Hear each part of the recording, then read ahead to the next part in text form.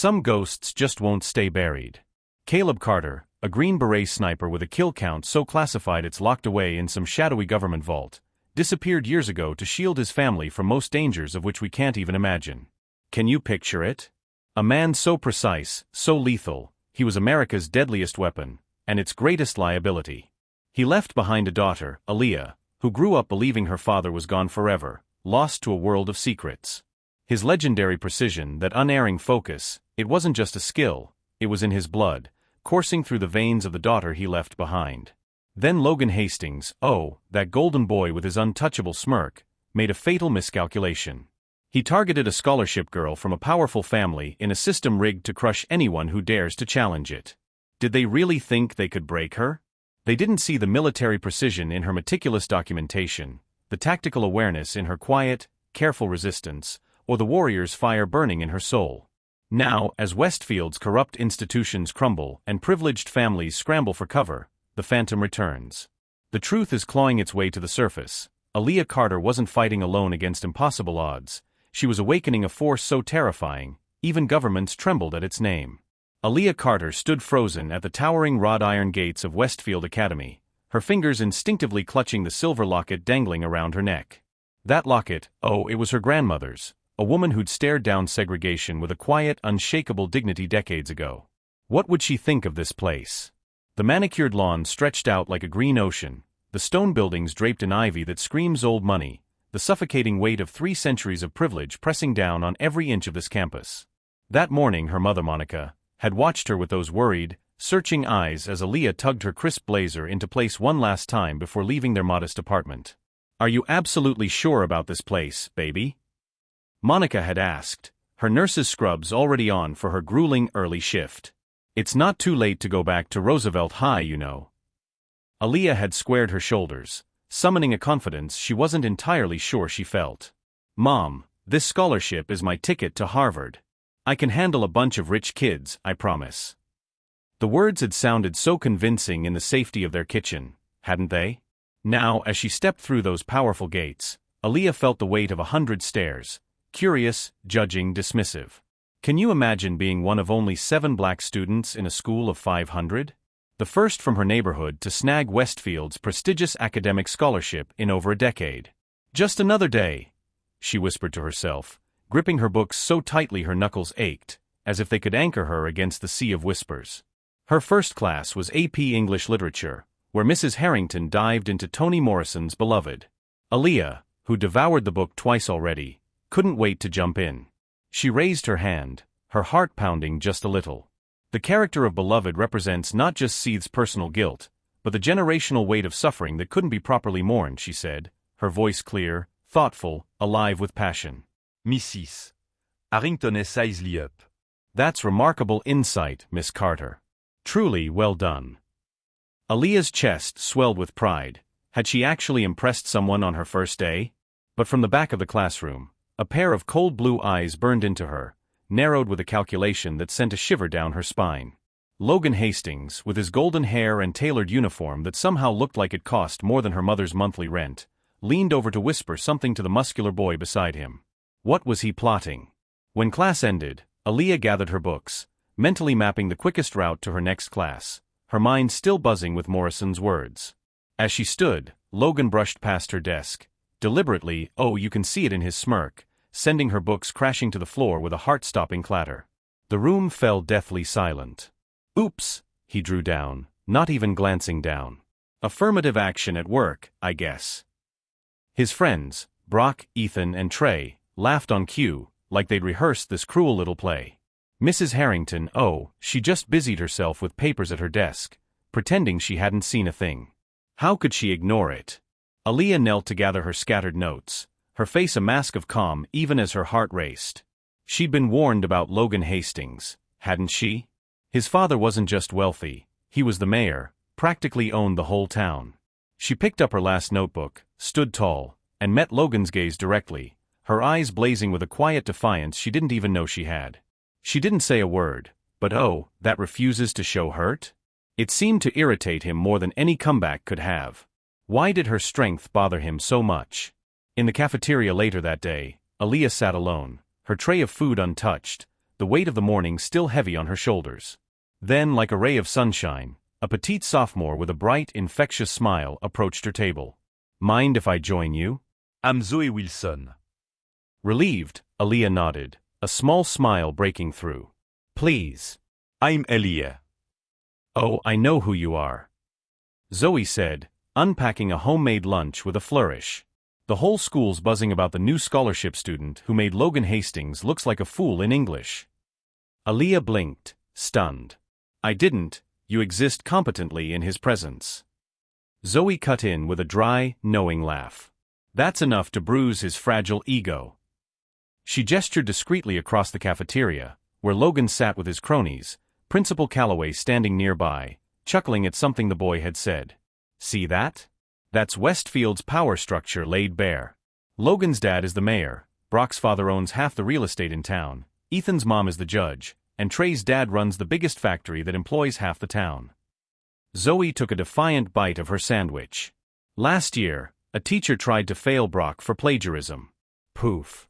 She was gone within a week. Budget cuts, they said.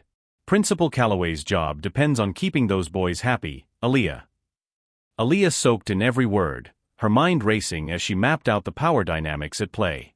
She'd faced prejudice before, but this? This was a whole different beast, a system built to protect the privileged while crushing anyone who dared step out of line. "What about you?" she asked Zoe, curious. "Why are you sitting with a scholarship kid?" Zoe's grin was pure mischief. "My dad's the janitor here. I've got nothing to lose, and I like a good underdog story."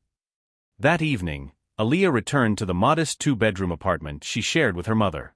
The contrast between Westfield's glittering opulence and their simple home hits her like a punch to the gut. Clean but worn furniture, walls painted to hide stubborn cracks, the faint scent of her mother's lavender essential oil diffuser battling the smell of the Chinese restaurant downstairs. Monica was already home, still in her scrubs after a brutal double shift, stirring a pot of chili on the stove. When she saw Aaliyah, her tired face lit up with love. "How was it, baby? Did those kids give you any trouble?" Aaliyah dropped her backpack, heavy with books and unspoken frustrations. "It was fine, Mom. The classes are amazing." Monica gave her that knowing mom look, the one that saw right through her. "That's not what I asked, Aaliyah." "Nothing I can't handle." Aaliyah insisted, pulling out her calculus textbook with a forced smile. "Look at this advanced math they're teaching. I've already got most of it figured out, Mom." After dinner, Aaliyah retreated to her bedroom, a sanctuary that revealed the real her in ways her careful school persona never could. Academic trophies gleamed on her shelves, nestled beside dog-eared science fiction novels that fueled her dreams. The walls were a vibrant collage of college pennants, NASA posters, and a meticulously crafted vision board mapping out her future: Harvard, a career in aerospace, a life beyond the struggles of her neighborhood. In the corner, partially hidden behind her desk, hung a single photograph of a stern-looking man in military uniform, his face half obscured by shadow. It was the only image she had of her father, taken before he disappeared on a classified mission when she was 7. Did he ever think of her? Would he be proud of the woman she was becoming? Her mother never spoke of him unless pressed, and even then, it was in clipped, guarded sentences that revealed nothing. All Aaliyah knew was that he'd been some kind of special forces soldier, missing in action, presumed dead. Sometimes, she'd stare at that photo and wonder, was his strength, his fire, somewhere inside her too? 2 weeks into the semester, Aaliyah opened her locker and froze. Someone had vandalized the inside with racial slurs, cleverly hidden behind stickers only she would see. Her hands trembled as she peeled them off, crumpling them in her fist so tightly her nails bit into her palms. How could someone be so cruel? When she reported it to Vice Principal Warner, his response was like a slap in the face. "These are serious accusations, Miss Carter," he said, leaning back in his chair with a patronizing sigh. "Are you sure it wasn't already there, or maybe you misunderstood a joke between students?" Aaliyah's voice was steady, but her heart was pounding. This wasn't a joke. She showed him the stickers, her evidence undeniable. Warner sobbed again, as if she were the problem. "Without testimony or camera evidence, there's nothing I can do. Perhaps you're being oversensitive. Adjusting to a new school can be so stressful, can't it?" Later that day in chemistry class, Aaliyah was putting the final touches on a project she'd poured weeks into, her focus absolute. Logan passed behind her, and oh, it was no accident, knocked into her arm, sending a beaker of corrosive solution splashing across her work. Her project, her hours of effort, ruined in an instant. "Mr. Hastings, please be more careful," the teacher said mildly, handing Aaliyah paper towels but offering no extension on the assignment. Was no one going to hold him accountable? That afternoon, an unexpected ally emerged. Dexter Williams, a lanky white student with perpetually messy hair and an intensity that seemed to hum beneath his skin, plopped down beside her in the library. "You should have received an extension on the chemistry project," he said without preamble, his voice clipped and certain. Logan's interference was deliberate, and school policy clearly states that sabotage warrants accommodation. Aaliyah looked up, startled. "I didn't catch your name." Dexter Williams. "My father teaches physics at the community college. I've observed Logan's behavioral patterns for 2 years. His tactics are predictable once you analyze the data." Despite his clinical tone, there was a warmth in his eyes, a quiet kindness that caught her off guard. When other students passed by, whispering about why Dexter was sitting with a scholarship girl, he didn't even flinch. "Aren't you worried about being seen with me?" Aaliyah asked, half expecting him to back away. "Logan's group seems to run this place." Dexter adjusts his glasses with a shrug. "They're afraid of Logan, but I'm only afraid of illogical thinking. Social hierarchies rely on arbitrary factors like wealth or family connections are fundamentally irrational, Aaliyah." Their friendship blossomed when they were paired for a physics project, his mathematical brilliance meshing perfectly with her experimental flair. For the first time since stepping foot in Westfield, Aaliyah felt a flicker of belonging, but it didn't last. One morning, her phone buzzed with a flood of messages from classmates, all asking about her social media posts. Confused, she checked and felt her stomach drop. Someone had created a fake profile in her name, plastered with provocatively altered photos, her face photoshopped onto other bodies, and vile lies about sleeping with teachers for grades. Anonymous accounts, clearly Logan's crew, filled the comments with racist jokes and cruel mockery. Overnight, the hallways became a gauntlet of whispers and stares. Even teachers gave her suspicious sidelong glances. When she reported it to the school counselor, the response was infuriating. "Perhaps you should be more careful about your online presence," the woman said. Her concerning expression is fake as the profile itself. "College admissions officers look at these things, you know." Aaliyah's voice shook with frustration. "I didn't create that profile. Someone is impersonating me." The counselor's smile was thin, patronizing. "That would be very difficult to prove. The internet can be such a complicated place for teenagers, can't it? Maybe this is a good lesson about digital footprints." How could they dismiss her so easily? But Aaliyah wasn't just fighting for herself. She was awakening something bigger, something unstoppable, and the truth was coming, whether Westfield was ready or not. That evening, Monica Carter trudged home, her nurse's scrubs clinging to her after a double shift, only to find her daughter Aaliyah, in tears for the first time since she'd braved the gates of Westfield Academy. Can you imagine a mother's heart breaking at that sight? When Aaliyah, her voice trembling, poured out the horrors of the fake social media profile and the relentless harassment, Monica's expression hardened into something fierce, unyielding. Oh, she wasn't just angry, she was a lioness ready to protect her cub. The next morning, she donned her best suit, the one reserved for job interviews and parent-teacher conferences, the one that made her feel like she could take on the world, and stormed into Principal Calloway's office with a fire in her eyes. Through the glass walls, Aaliyah watched her mother's gestures grow more animated, her hands slicing through the air, while Calloway offered only placating smiles and dismissive headshakes. How could he sit there so smugly? When Monica returned home that evening, her hands shook with a rage so raw it seemed to vibrate through the apartment. "They claim there's insufficient evidence to identify who created that vile profile," she told Aaliyah, her voice tight with disbelief. "Calloway had the nerve to suggest maybe you're struggling to fit in because of your different background, as if racism is just a matter of opinion. Can you believe that?" Aaliyah knew that look on her mother's face, didn't she? She'd seen it before, when Monica had battled their old school district over unfair tracking practices that tried to shunt Aaliyah away from advanced classes despite her stellar test scores. Monica had won that fight through sheer relentless determination, but this was a different beast, power woven into generations of wealth, connections, and untouchable privilege. Could they really take on a system so deeply entrenched? Despite the mounting harassment, Aaliyah threw herself into her studies with a ferocity that burned brighter than ever.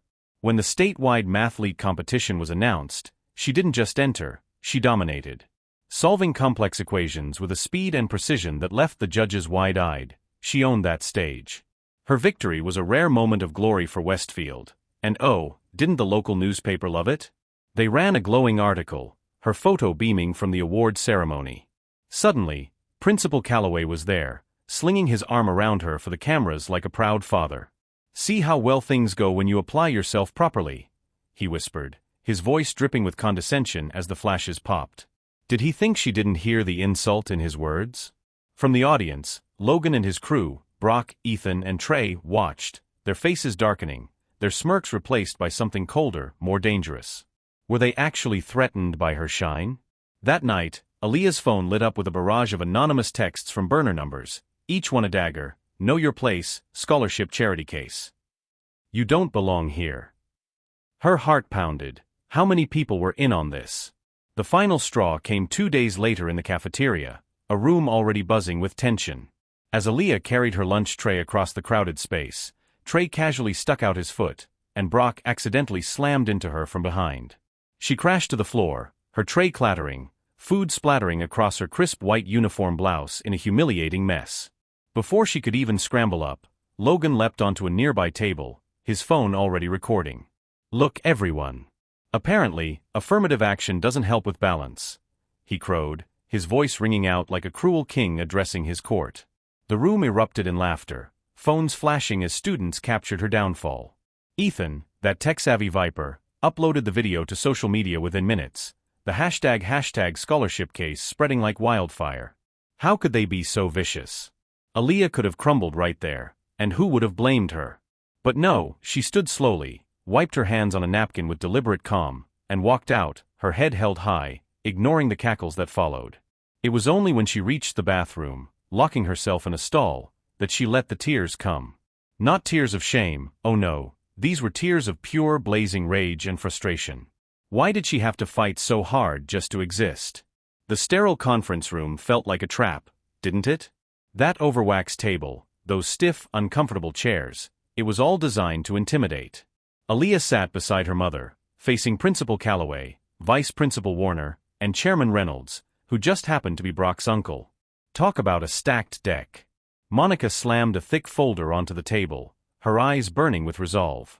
"This is a detailed record of the harassment my daughter has endured," she declared, her voice steady despite the anger simmering beneath. Screenshots, dates, witness accounts, all compiled over the past 8 weeks. Aaliyah spoke next, her composure astonishing for her 16 years, describing each incident with an eloquence that silenced the room: the cafeteria humiliation, the sabotaged chemistry project, the fake social media profile, the racial slurs scrawled in her locker. When she finished, the silence was heavy, oppressive. Had they finally heard her? Chairman Reynolds leaned forward, steepling his fingers, his tone sharp enough to cut. "These are very serious allegations against exemplary students from respected families. Do you understand the implications of what you're claiming?" Principal Calloway nodded, his face a mask of false sympathy. Perhaps Aaliyah is struggling with the academic rigor here and projecting her frustrations onto others. It's not uncommon for scholarship students to feel overwhelmed by Westfield standards, you know. Monica's hand found Aaliyah's under the table, squeezing gently, a silent command to stay strong. "My daughter maintained a 4.0 GPA while being terrorized." Monica shot back, her voice even but fierce. "The problem isn't her academic performance, it's your institution's failure to protect her from harassment." Warner sighed, barely glancing at the folder, as if it were an inconvenience. "We'll look into these claims, though without concrete evidence linking specific students to these alleged incidents. The evidence is right there." Monica snapped, tapping the folder with a force that echoed in the room. Calloway stood, his smile tight, signaling the meeting was over. "We'll be in touch." Oh, how empty that promise sounded. 3 days later, Aaliyah was summoned to the principal's office, where Dr. Palmer, the school psychologist, waited with a concerned expression that screamed trouble. "We've reviewed your claims and spoken with the students involved." Calloway began, his hands folded on his desk like a judge passing sentence. "They paint a very different picture. that you've been antagonistic, refusing to participate in school culture, even making racially charged comments about privilege. Dr. Palmer leaned forward, her voice syrupy with fake empathy. Sometimes, when we feel like outsiders, we create narratives where we're being targeted. I'd like to schedule some sessions to discuss these paranoid ideations. Aaliyah's stomach twisted as the truth hit her. They were building a case to paint her as unstable, to discredit her rather than face the real problem. I'm not paranoid, she said, her voice firm, unwavering. And I'm not agreeing to psychological evaluation for reporting harassment. That seems like a defensive response. Dr. Palmer noted, scribbling in her file with a smug flourish. Aaliyah stood, her heart racing but her resolve ironclad. I'd like my mother present for any further discussions.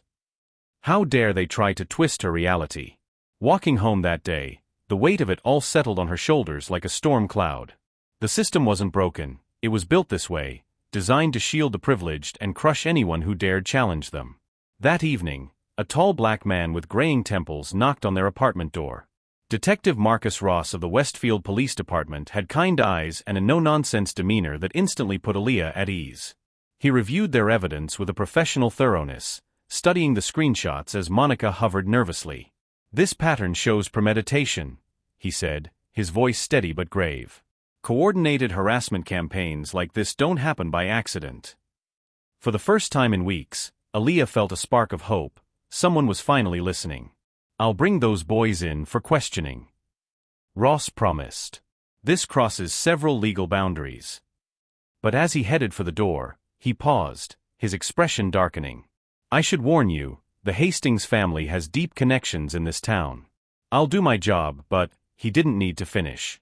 Monica and Aaliyah exchanged a glance, their hearts sinking. Hadn't they heard such warnings before? 2 days later, Detective Ross called Monica from his car, his frustration palpable even through the phone. Mrs. Carter, I've been pulled from the investigation.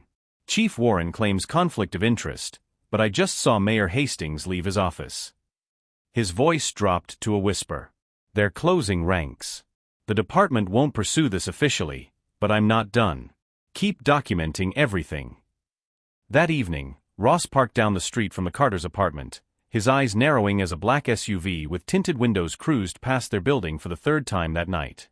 He snapped photos of the license plate, his jaw tight. Was someone watching them? The following week, Monica came home ashen-faced, still in her scrubs, her eyes haunted. Aaliyah knew something was wrong before her mother even spoke. They fired me today, Monica said, her voice trembling with a mix of shock and fury. Budget cuts, they claim. 20 years at Westfield Memorial, perfect evaluations, and suddenly my position is redundant. Aaliyah's mind raced. Mrs. Hastings was on the hospital board. This wasn't a coincidence, was it? They sat at the kitchen table, crunching numbers.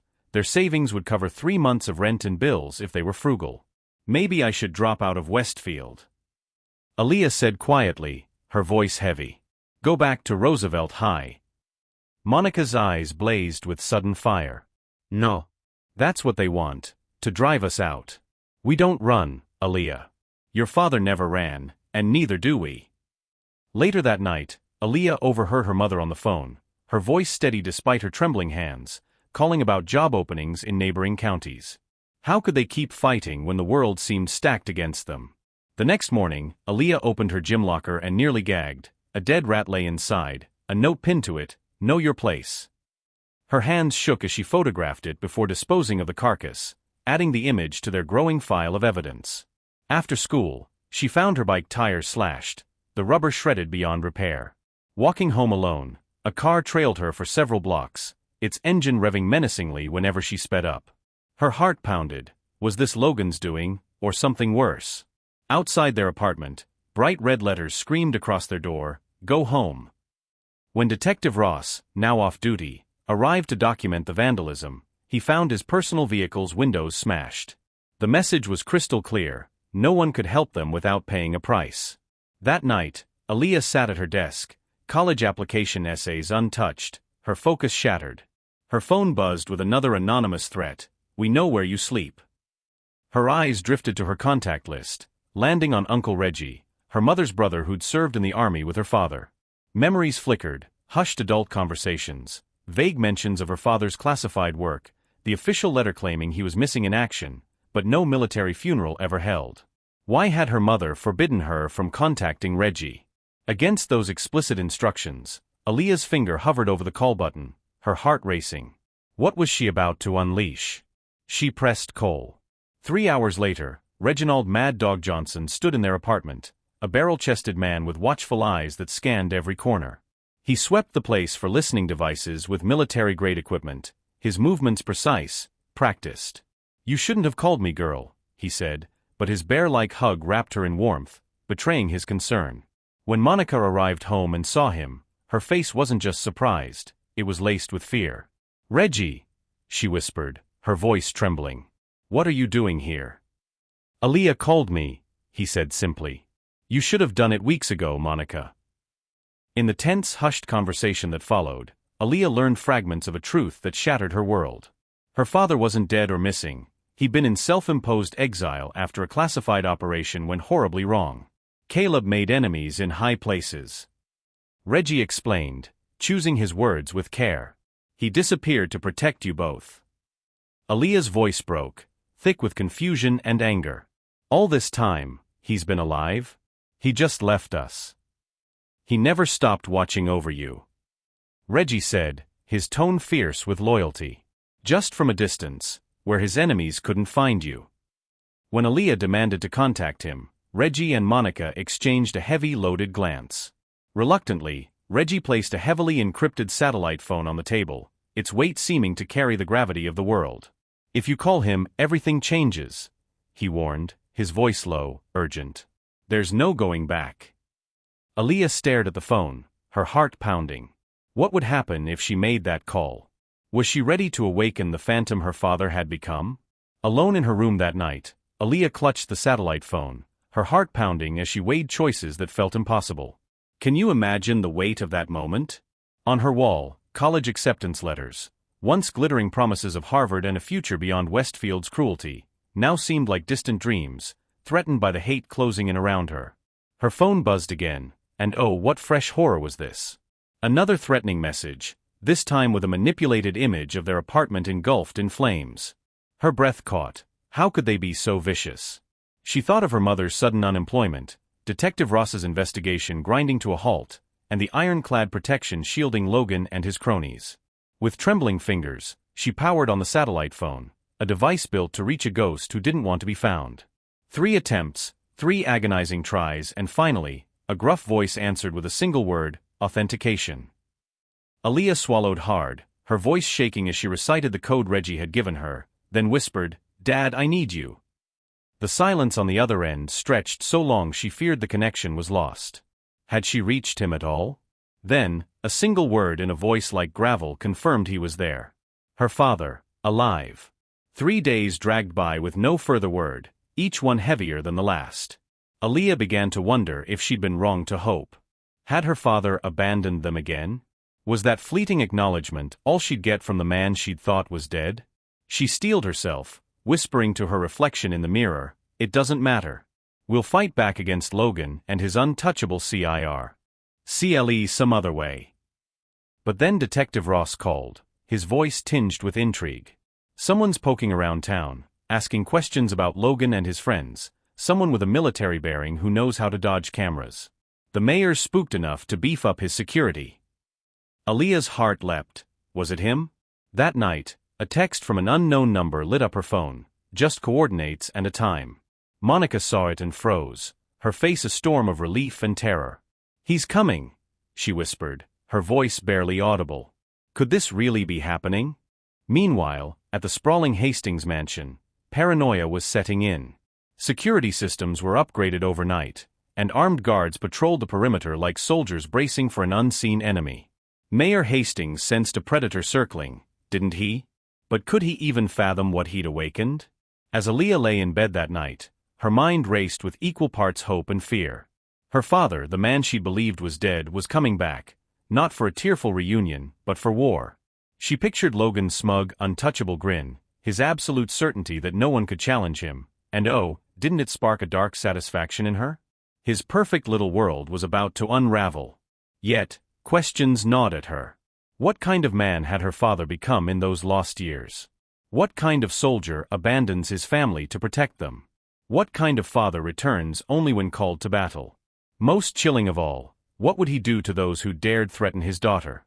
Outside, thunder rumbled across Westfield, as if the sky itself was heralding the storm about to break. Dawn painted the sky in soft pinks and golds, a deceptive calm over Westfield. The Greyhound bus rolled into the small station with a weary hiss, its headlights slicing through the morning mist. Among the handful of passengers stepping off, one man stood apart, not by drawing eyes, but by the deliberate way he avoided them.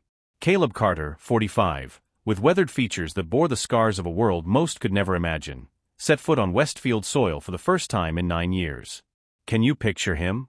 His military haircut had grown out, a salt and pepper beard softening the hard angles of his face, but his eyes, oh, those eyes carried the weight of 1,000 unseen battles. He carried just a worn duffel bag, moving with the quiet precision of someone who'd walked through hostile territory and lived to tell the tale. Across the street, in a dimly lit coffee shop, Detective Marcus Ross watched from behind a window, his black coffee long gone cold.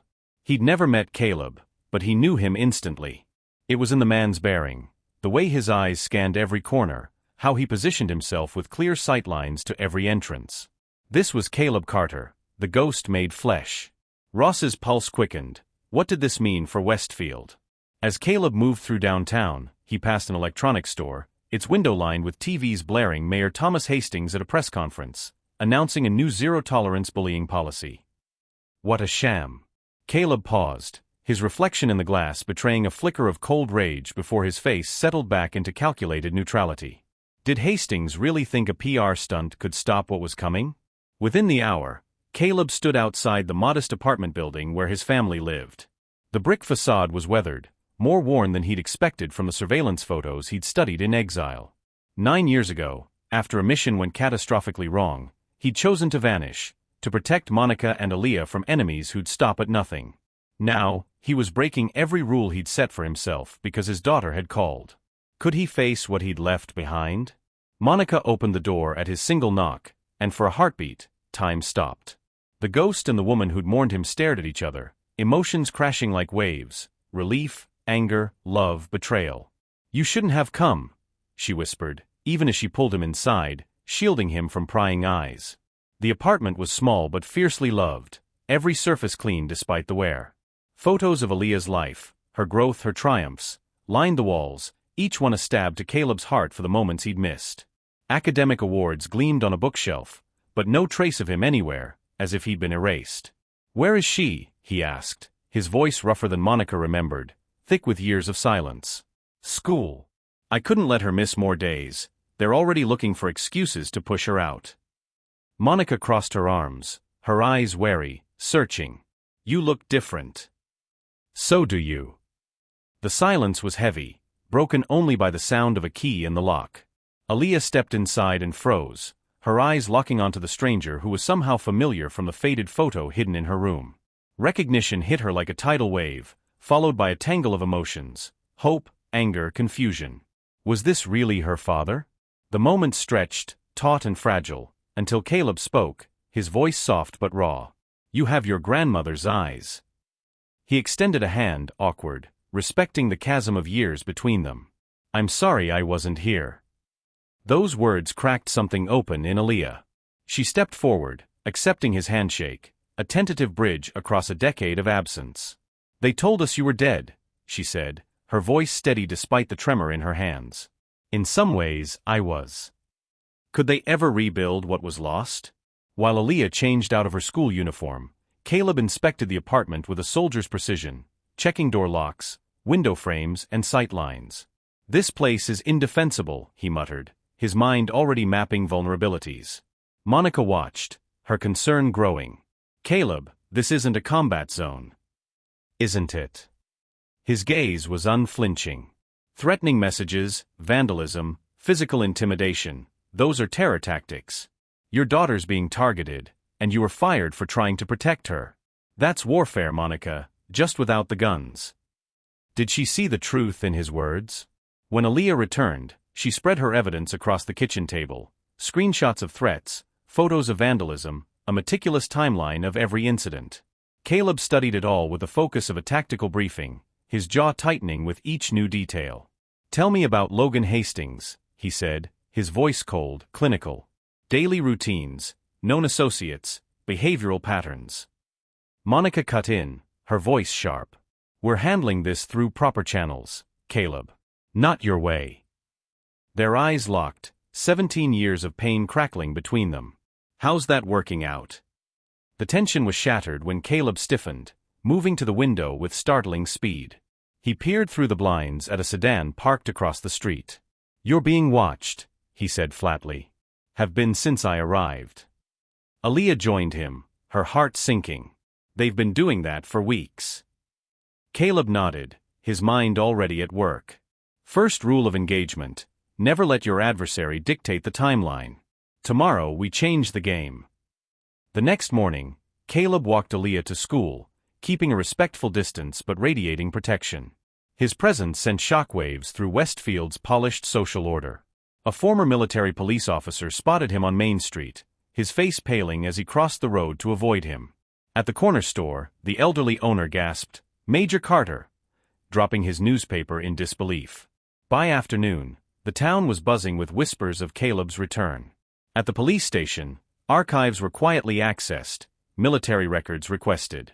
Mayor Hastings took a call in his office that left him ashen, immediately ordering extra security for his family. "Find out everything about this man," he barked at his assistant. "Call our Pentagon contacts." Did he sense the storm closing in? Oblivious, Logan and his crew continued their torment, shoving Aaliyah in the halls, knocking her books to the floor, hissing threats.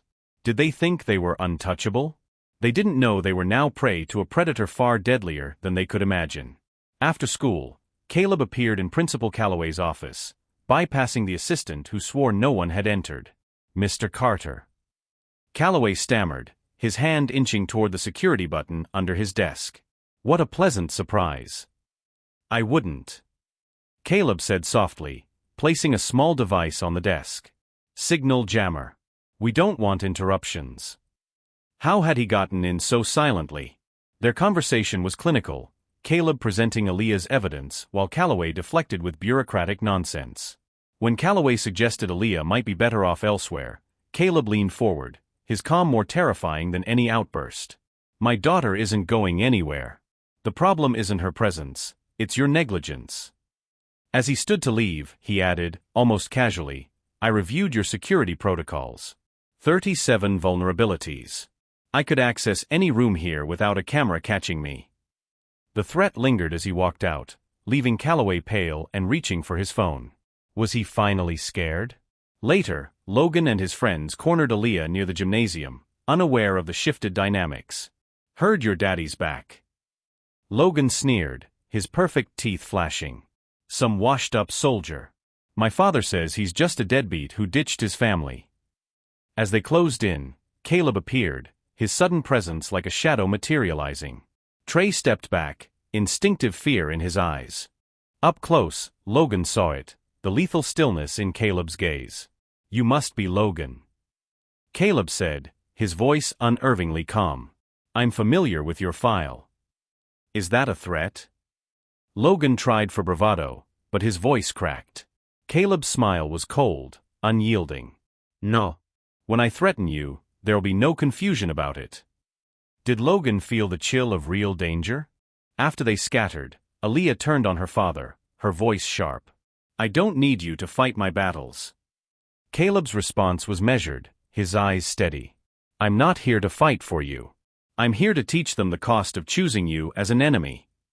That night, after reviewing security footage obtained through methods he kept secret, Caleb made his first move. Logan approached his luxury SUV after basketball practice, only to find all 4 tires flattened, no punctures, just valve stems loosened with surgical precision. A note on the windshield read, "Your security cameras have a 3-second delay loop." Logan's hands shook as he read it. Had he finally met his match? Logan raced home, his heart pounding with a mix of fear and fury. Had someone really dared to invade his untouchable world? He burst into his bedroom, only to freeze. The space felt violated, though nothing seemed out of place at first glance. Then he saw it, His phone, which he'd left charging on his desk, now sat perfectly centered on his pillow like a taunting message. With trembling hands, he unlocked it and gasped. Every threatening text he'd sent to Aaliyah had been forwarded to his own father. Yet, curiously, Mayor Hastings hadn't received a single message. This wasn't an accident, was it? It was a warning, clear as day. Someone had breached their fortress-like security, slipped into their most private sanctuary, and could have done far worse than send a few texts. Across town, the Hastings estate security guards patrolled in blissful ignorance, unaware that a shadow had walked their perimeter, mapping every blind spot in their coverage with chilling precision. Who could move so invisibly? The next evening, Detective Marcus Ross approached Caleb at a quiet diner just beyond Westfield's limits, the neon sign buzzing faintly overhead. "Major Carter," he said, sliding into the booth with a cautious nod. "Former Major." Caleb corrected, his eyes fixed on his coffee, steam curling up like a ghost.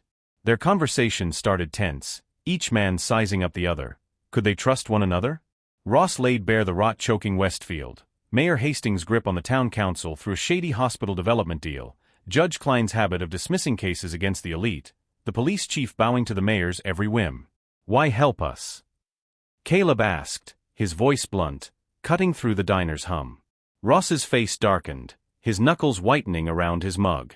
"My daughter faced the same harassment at Westfield years ago, before I pulled her out.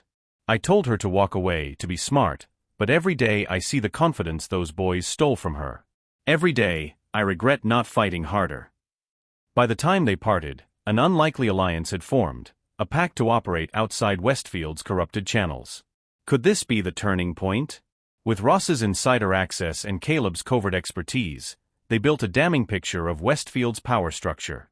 The Carters' living room transformed into a war room, didn't it? Cards and strings crisscrossed a bulletin board, mapping the tangled web of connections between the town's elite families. Monica watched, her heart heavy with worry as Caleb's military precision took over, his eyes sharp with a focus she hadn't seen since their early years. "This isn't a war zone, Caleb," she warned, her voice trembling with fear for what was coming. "No," he shot back, studying the network he'd charted. "It's worse. In war, you know your enemies." Could she make him see the danger of treating their home like a battlefield? Their research unearthed a chilling pattern. Over the past decade, 11 students, mostly minorities or scholarship recipients, had fled Westfield after enduring harassment campaigns eerily similar to Aaliyah's. How had no one noticed? Even more disturbing, they uncovered that Logan had been detained 2 years ago after a female student accused him of assault, but Judge Klein sealed the records, and the girl's family vanished to another state overnight. The truth hit like a punch. This wasn't just bullying. It was a systemic protection racket masquerading as small-town politics, so ingrained that most residents were blind to it. Could they really dismantle such a machine? Meanwhile, Mayor Hastings summoned Police Chief Warren, Judge Klein, and Principal Calloway to a private meeting, the air thick with the scent of expensive bourbon poured into crystal tumblers. "This Carter situation needs containment," he barked, his voice tight with unease. "My security consultant dug into his military record. Most of it's classified, but what's public is bad enough." They plotted like generals, more police patrols around the Hastings residence, legal motions ready to cry harassment, school policies tightened to block parent access. If he's smart, he'll see this town's too small for vigilante justice and back off. Hastings said, his confidence forced. Did he really believe he could scare off a man like Caleb? That same evening, Caleb sat at the Carter's kitchen table, cleaning a disassembled sniper rifle with a ritualistic calm that sent shivers down Monica's spine. Aaliyah watched from the doorway, her eyes wide. Had her father always carried this darkness? He paused, sensing her gaze. "There are always multiple approaches to any objective," he said, his hands moving with eerie precision. "Violence is rarely the best solution, but sometimes its credible threat opens doors to other paths." As he reassembled the rifle with fluid efficiency, one truth was undeniable: the coming clash would draw on skills honed in far deadlier arenas. What kind of reckoning was he preparing for? A week passed, and an eerie quiet settled over Westfield. Aaliyah noticed Logan and his friends keeping their distance at school. Had they finally learned their lesson? Principal Calloway was suddenly all smiles, even suggesting she apply for a prestigious science competition. Monica got calls about nursing jobs at a clinic in the next county. "They're backing down," Aaliyah said over dinner, her voice bright with hope. But Caleb shook his head, installing subtle security measures around their apartment. Motion sensors disguised as smoke detectors, reinforced locks that looked ordinary but weren't, emergency plans drilled into each family member. "They're not retreating," he said, his voice low, certain. "They're assessing, adapting. This is tactical repositioning." Was he right to see danger in the calm? Detective Ross confirmed Caleb's suspicions. Mayor Hastings was digging into Caleb's classified service record, pulling strings with military contacts. At school, Aaliyah caught Logan in hushed, intense phone calls with his father, their usual swagger replaced by cold calculation. This wasn't peace, it was the tense inhale before a storm. Could they brace for what was coming? While Aaliyah navigated classes, Caleb scouted Westfield, building a mental map of routines and weak points. From hidden vantage points, he watched Logan's crew, their predictable patterns like clockwork. At the public library, he accessed sealed juvenile records through untraceable methods, his discoveries chilling even his battle-hardened heart. Logan's history of escalating violence against girls who rejected him, always buried by his father's influence. One case involved a 15-year-old hospitalized after falling downstairs at a Hastings party, the police report vanishing from department files. How deep did this corruption run? The next day, Aaliyah's friend Dexter, a tech whiz, hacked into the bullies' private social media group, uncovering their next move against her. The plan was clear. They were plotting something big to reassert control. In the locker room after basketball practice, Logan rallied his inner circle, still smarting from his run-in with Caleb. "Carter thinks she's untouchable because of her crazy dad," he spat, pacing between lockers. "But everyone's got a weak spot." Their scheme took shape: lure Aaliyah to the abandoned boathouse by the lake, using Zoe Wilson's stolen phone to send a fake emergency text. Once she was isolated, they'd teach her a lesson about defying their order. Ethan would jam nearby security cameras, Brock brandished brass knuckles, and Trey gripped a crowbar with a gleam in his eye. Nos signes permanents. Logan said with chilling nonchalance. Just enough to put her in her place. Did they think they could get away with this? Unbeknownst to them, an elderly janitor, a veteran Caleb had befriended, overheard their plot while emptying trash nearby. Within an hour, Caleb's phone buzzed with the details. The next afternoon, Aaliyah's phone lit up with an urgent text from Zoe, begging for help at the boathouse.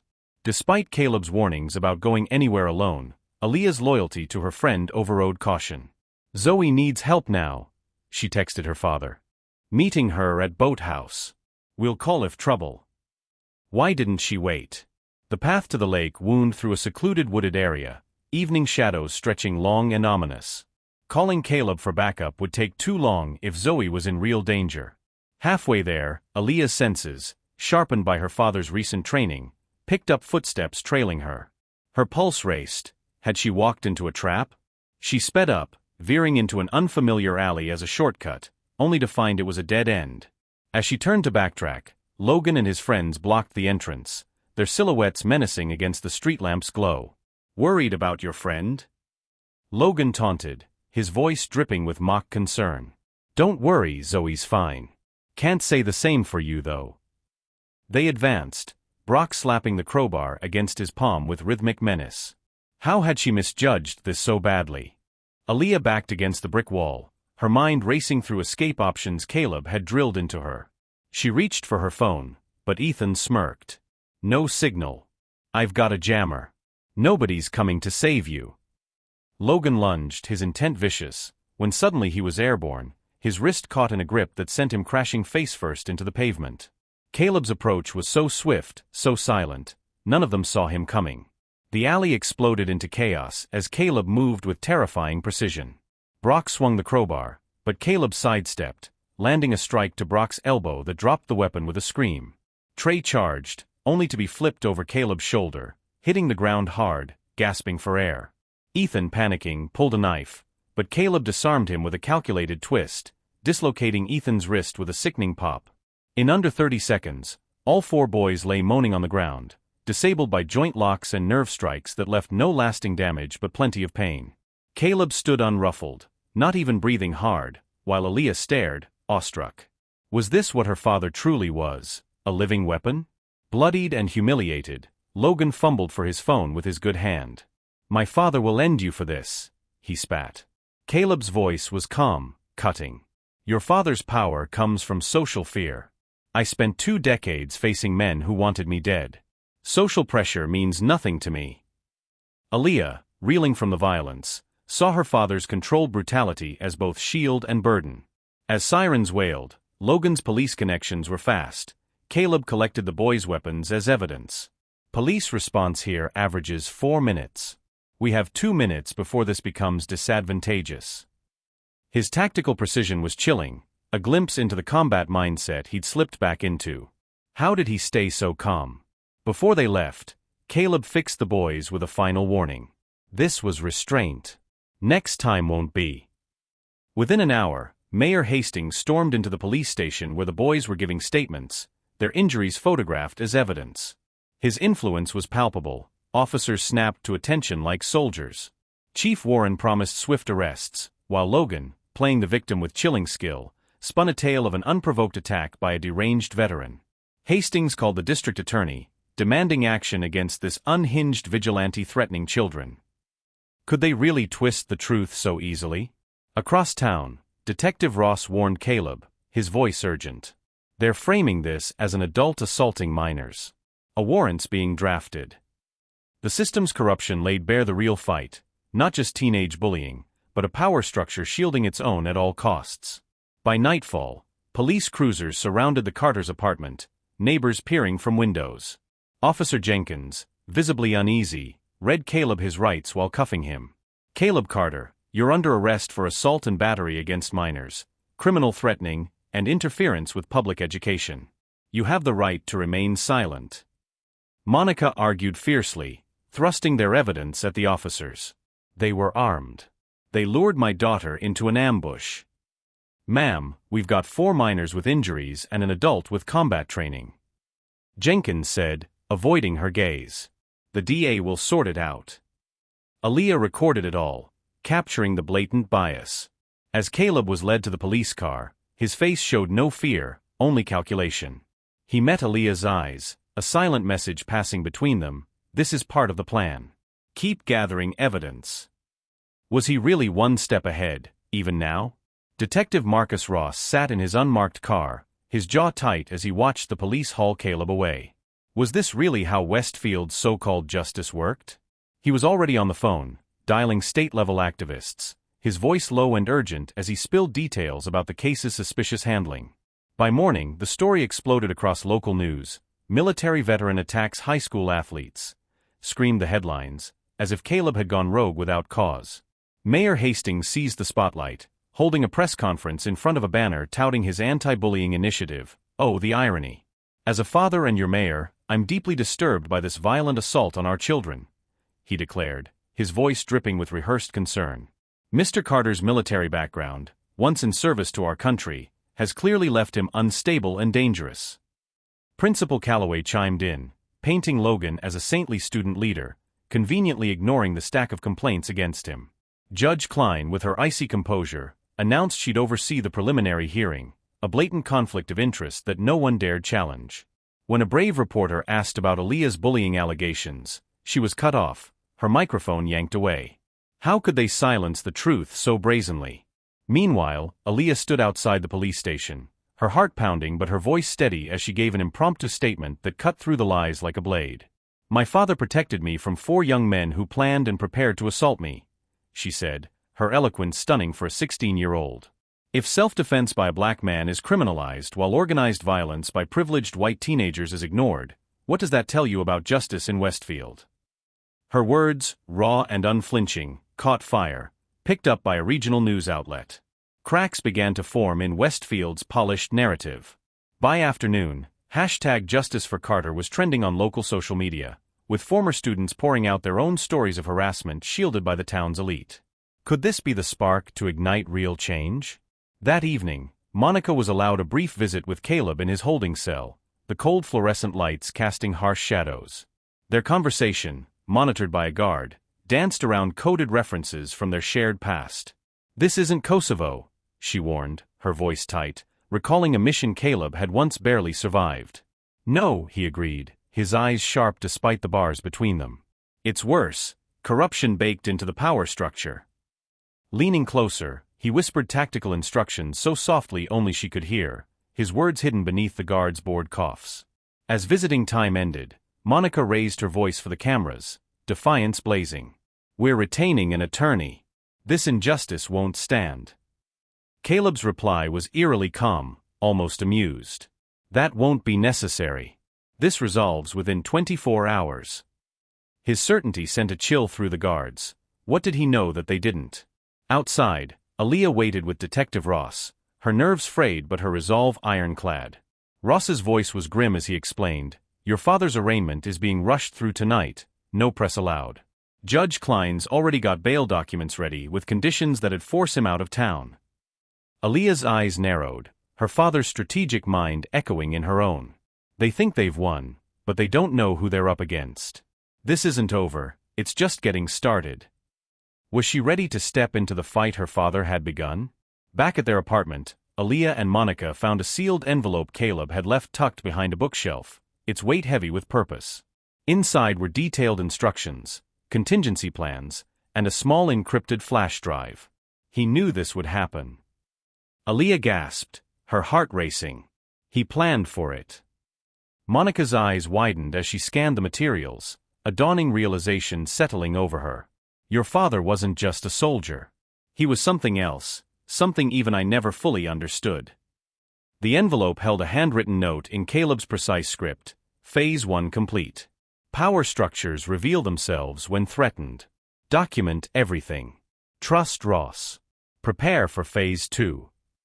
At the bottom in fresher ink, a single line pierced Aaliyah's heart. I'm proud of you, Aaliyah. Could she live up to that pride? As night cloaked Westfield, Mayor Hastings gathered Judge Klein, Police Chief Warren, and Principal Calloway in his opulent study, the clink of expensive scotch glasses punctuating their smug celebration. To swift justice. Hastings toasted, his smile oozing satisfaction. Through the window, they watched Logan and his friends by the pool, their minor bruises already fading as they laughed about the look on that girl's face when Caleb was arrested. These military types think their combat tricks work in civilian life. Hastings scoffed, swirling his drink. He'll learn our battlefield plays by different rules. Oh, how wrong they were. Caleb Carter had thrived in environments far deadlier than Westfield's gilded cages, and unlike them, he knew the most dangerous foes didn't roar, they struck from the shadows. In his holding cell, Caleb sat in meditative stillness, his mind not trapped by the bars but racing through the pieces he'd set in Ocean. Their victory party was premature. Didn't they see the real battle was just beginning? The flash drive he'd left held a bombshell, encrypted folders brimming with evidence to topple Westfield's corrupt empire, financial records of kickbacks on municipal contracts, emails plotting to bury assault complaints, and most explosive, audio of the mayor ordering school officials to target students whose families opposed his projects. This wasn't just about Logan's downfall, it was about dismantling the system that propped him up. Could Aaliyah and Monica wield this weapon? As Aaliyah scrolled through the files, her breath caught. Her father hadn't just been defending her, he'd been waging a silent war to expose a corruption so deep it was invisible to most. "Mom," she whispered, her voice trembling with awe. "Did you know what Dad really did in the military?" Monica's face was a mask of complex emotions, love, fear, secrets. "I knew pieces, what he let me see," she admitted, shaking her head. "Some ghosts are better left alone." But those ghosts were rising now, restless and ready to haunt those who thought themselves untouchable. Past midnight, Detective Ross slipped through the police station's back entrance, his heart pounding as he clutched Officer Santiago's forgotten keycard. Santiago, conveniently on a coffee break, had left it on the desk, part of Ross's carefully orchestrated plan. The night duty officer was distracted by sudden computer glitches, another of Ross's setups. The station was eerily quiet, its skeleton crew unaware of the storm brewing. In the holding cell, Caleb sat, eyes closed, his breathing slow, every sound catalogued, footsteps, electronic hums, the creak of a distant door. Was he really as calm as he looked? He opened his eyes only when Ross appeared, the lock clicking softly. "You've got 20 minutes before shift change," Ross hissed, deactivating the cell door. Caleb rose with fluid grace. "Technically, this is a jailbreak." Ross shook his head, a grim smile flickering. "No paperwork was filed. Officially, you were never here." They moved through the station, Caleb gliding through camera blind spots he'd memorized during his brief stay, his mind a map of the building's flaws. How did he see what others missed? Judge Klein's drafted an emergency restraining order. Ross said as they slipped out a service door. It'd keep you 1,000 feet from Logan or the school. They've weaponized the law. Caleb replied, unsurprised. Good thing I'm trained in asymmetric warfare. 40 minutes later, Monica opened the apartment door, her eyes wide as she pulled Caleb and Ross inside, scanning the hall for watchers. Was this the moment their fight turned? In the living room, Aaliyah had turned the space into a command center, laptops displaying hacked school security feeds, thanks to Dexter's skills, maps of Westfield marked with key locations, a timeline of every harassment incident she'd endured. Caleb's eyes gleamed with approval. You've been busy. I had a good teacher. Aaliyah shot back, a faint smile breaking through her tension. Could she match her father's strategic mind? The family meeting that followed was electric. Ross shared intel on police movements, Monica revealed hospital board ties to the mayor, and Aaliyah presented her months of secret evidence. Caleb listened, then outlined a multi-phase plan that made Ross shift uneasily. Some of this skirts legality, the detective warned. Caleb's voice was pragmatic, unyielding. They ditched legality when they corrupted the system. This isn't revenge, it's leverage for justice. His strategy echoed his military past. Don't hit the obvious target, cripple the support structure. Financial irregularities, ethical violations, suppressed evidence. We gather it all, he said, marking the map. Everyone has pressure points. Was this the blueprint to topple Westfield's elite? As they finalized plans, no one noticed three figures in dark clothing converging on their building from different angles. Hired through Mayor Hastings' construction contacts, these men carried weapons and zip ties, their mission not to warn but to silence the Carters for good. At 3:17 a.m., shattering glass tore through the quiet. Caleb, resting but never truly asleep, reacted instantly, shoving Monica to the floor as bullets splintered the bedroom window frame. Aaliyah, drilled in Caleb's emergency protocols, scrambled to the fortified bathroom, her heart hammering. Was this the end? Caleb identified three attackers breaching the apartment from multiple entry points, but they hadn't counted on his defenses. Pressure plates under the carpet triggered blinding lights, disorienting one intruder. Fishing line at ankle height sent another crashing into a coffee table. The bathroom where Aaliyah hid was secured with a steel core door. Caleb moved like a phantom, disabling each attacker with strikes honed over decades of combat. The last found himself pinned, Caleb's forearm against his throat, just enough pressure to choke without killing. Unmasking him, Caleb recognized a local ex-con tied to Hastings projects, and a police-issue stun gun in his gear. Official resources in a home invasion? How deep did this go?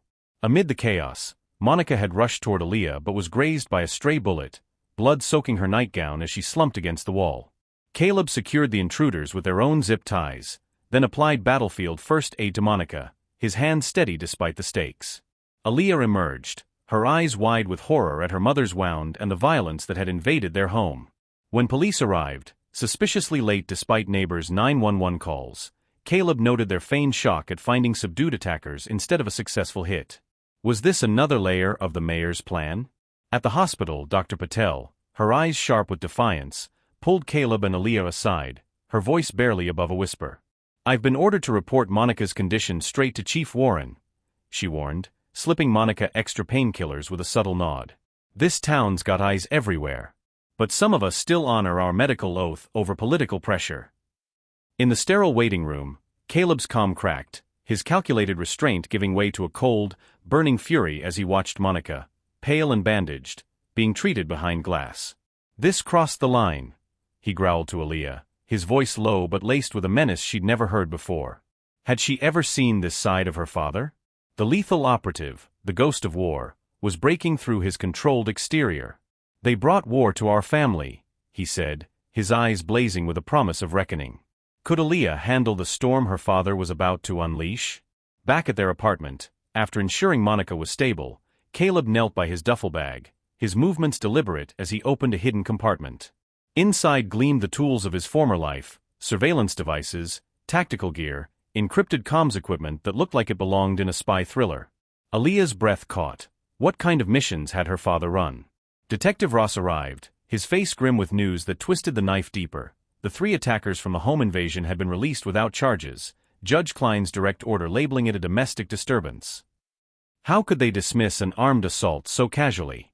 When Ross suggested escalating to state authorities, Caleb's response sent a chill through the room. "I've operated in 23 countries where corrupt officials thought they were untouchable," he said, his voice flat but deadly. "None stayed in power after I finished my mission. Westfield's just another theater of war now." Aaliyah stared, her heart racing. Was her father really ready to treat their town like a battlefield? The next day, Caleb vanished for 18 hours, his movements a ghost even to Ross's police resources.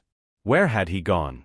Meanwhile, Aaliyah stayed by her mother's side at the hospital, her fingers flying over her phone as she documented the attack through Dexter's secure channel, building their case file with fierce determination. When Caleb finally returned, his calm was back, but it was sharper, colder, like a blade honed to a razor's edge. Aaliyah recognized the look from Uncle Reggie's stories about the Phantom. Was this the man her father had been all along? Without a word, he placed a flash drive on the table, its contents staggering: financial records, offshore accounts, kickback schemes tying together the 4 families shielding Logan. Most explosive was footage from Ethan's phone. How had Caleb gotten it? Showing Logan plotting the alley ambush while his father coached him on making it look accidental. Caleb had mapped Westfield's corruption network with surgical precision, pinpointing every weak spot. "In Special Ops," he told Aaliyah, his voice steady, "we don't just hit the visible threat. We dismantle the entire support structure." Could she grasp the scale of his plan? While Monica recovered, Caleb launched his strategy. Logan's crew, oblivious to the noose tightening, threw a smug lakeside party at the Thompson family's boathouse, the same place they'd planned to attack Aaliyah. Using skills honed in hostile territories, Caleb infiltrated the gathering like a shadow, unseen by the drunken teens. One by one, he isolated each boy. Brock vanished from the dock for 10 minutes, returning pale, his eyes darting, refusing to speak. Ethan went to grab beer from his car and came back trembling, his bravado gone. Trey bolted to the bathroom with a sudden stomach issue, where a faceless figure handed him a dossier on his father's tax fraud. Each boy got a tailored packet of their family's secrets with a chilling note: "Your protection is an illusion." By night's end, the once tight clique was fracturing, each suspecting the others of cracking under pressure. Only Logan clung to defiance, his smirk hiding a growing fear as his allies wavered. Was he starting to feel the walls closing in? Meanwhile, Aaliyah played her part, her heart pounding as she and Dexter hacked into the school servers, unearthing years of buried complaints against Logan's group, deleted by Principal Calloway. When she returned to school, she donned a mask of defeat, her shoulders slumped, her eyes downcast, exactly what Logan wanted to see. His guard dropped, and he swaggered up to her locker, his voice dripping with triumph. "Looks like Daddy's fancy military tricks didn't help much," he sneered. "My father says he'll be gone by the end of the week, restraining order. Maybe you should join him." Aaliyah forced her gaze to the floor, playing the broken spirit he craved. Oh, how he fell for it. Emboldened, Logan bragged, "You think that cafeteria video was bad? Last year, this Mexican girl tried to say I cornered her at a party. 24 hours later, her dad got deported, and her complaint vanished. That's how it works in this town." He didn't know Aaliyah's mother's pendant, now a disguised recording device, captured every damning word. Was he really so arrogant he thought he was untouchable? Later, reviewing the recording with Caleb and Ross, the room buzzed with possibility. Logan hadn't just confessed to bullying, he'd spilled secrets about construction contract scams and targeted harassment of families opposing his father's plans. After Monica returned from a hospital, her arm in a sling but her spirit fiercer than ever, the Carters' apartment became a full-blown war room. "I spent years trying to play by a rigged system," Monica said, her voice shaking with resolve as she faced Caleb. "I was wrong. They only respect force." Together, they sifted through their arsenal, Aaliyah's recordings, Ross's back-channel financial documents, Caleb's covert surveillance footage, and anonymous victim testimonies Dexter had gathered. The truth was undeniable. Mayor Hastings had built a small-town dictatorship, with Logan's cruelty a mere symptom of a deeper rot. Could they bring down this empire? "In every operation," Caleb said, his finger tracing attack vectors on a map, "there's a center of gravity, the point where pressure triggers collapse." He zeroed in on the mayor's multi-million-dollar development proposal, the linchpin of his political power. "That's our target," he declared, tapping the architectural plans. "Not Logan directly, but the empire that shields him." Was this the key to their victory? At 8 a.m. Monday, as Westfield woke, the Westfield Truth Project website, crafted by Aaliyah and Dexter, went live. It laid bare Logan's bullying campaign alongside proof of the system protecting him, with testimonial videos from former students linking their harassment to families who'd opposed Hastings' agenda. The site crashed in 20 minutes from sheer traffic, but mirror sites sprang up instantly. At school, Logan strutted in, only to find silence trailing him. Conversations halted, phones vanished, eyes darted away. For the first time, he tasted the isolation he'd inflicted. By lunch, the administration scrambled, blocking school Wi-Fi, but students switched to data. Principal Calloway's voice crackled over the intercom, fumbling, "The administration is aware of an unauthorized website containing false accusations. Accessing it on school grounds violates policy and invites discipline." Oh, how that backfired. His warning only fueled curiosity, driving more clicks to the site. Was the administration crumbling under its own lies? By afternoon, news vans swarmed Westfield Academy. Hastings, blindsided, tried damage control, dismissing the claims as a disgruntled family's vendetta, while parading Logan as a victimized honor student. But reporters dug up Logan's sealed juvenile record, thanks to Ross's anonymous tips. Caleb stayed invisible, his training keeping the focus on systemic abuse, not a personal feud. Cracks widened in Westfield's power structure. A junior council member dodged questions about the mayor. The DA issued a vague promise to investigate. Could the tide be turning? While the bullying scandal gripped public attention, Caleb struck at Hastings' development deal. Anonymous tips hit state banking regulators about financial irregularities. Investors received dossiers exposing hidden risks and ethical violations.